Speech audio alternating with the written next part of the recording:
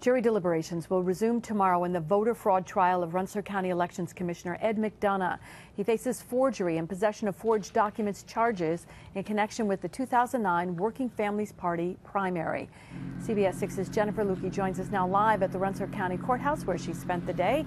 And Jen, any developments there today?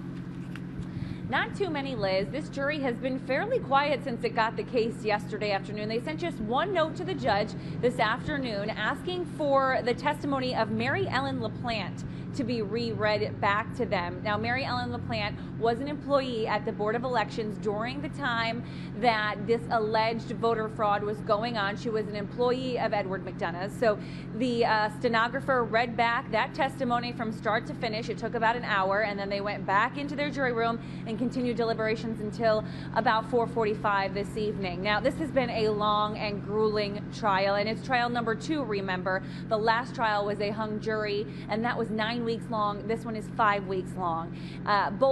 Both sides in this case, the prosecution and the defense, the attorneys were reprimanded dozens of times by the judge for letting their emotions kind of get the best of them. They're all fired up about this case on both sides, and now their part of the process is done. As you said, this is now in the hands of the jury, 9 women, 3 men, and they really haven't asked for much. A lot of times juries in these complicated cases come back often asking different questions about this testimony or that testimony since they were here for 5 weeks listening to it. And I talked to the defense attorney, Brian Primo, in this case late this afternoon, and he said that he is confident that his client will get an acquittal because he believes everyone who was truly responsible was given a deal by the prosecution to testify. This case should have been over in 2009 or the beginning of 2010, and those responsible should have been held accountable. It's that simple. It's always been that simple. And as far as the remainder of it, we've laid it out in the papers, constantly said it in the courtroom and in the documents filed. This was trying to manufacture a case after the fact.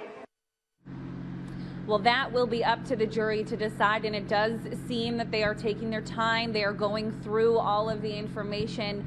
Like I said, they were back in the courtroom around 4:45 this afternoon. The judge has released them for the day. They will be back here 9 a.m. tomorrow to get back to deliberations. We will be here again tomorrow, and we will bring you any developments as we have them. For now, we're live in Troy. Jennifer Lukey, CBS 6 News.